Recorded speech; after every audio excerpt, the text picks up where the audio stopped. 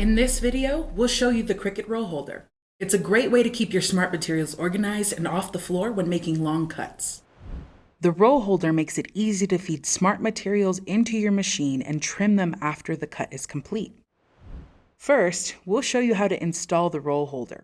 You can see these grooves on the bottom of the device fit onto the Cricut Explore 3. Align the grooves onto the doormat guides and gently push the roll holder into place. Now, place the vinyl roll into the roll holder like this. Push the vinyl, color side up, into the first slot. Continue to push it forward toward the material guides. It's worth mentioning, when you're using Smart Iron-On, it loads shiny side down.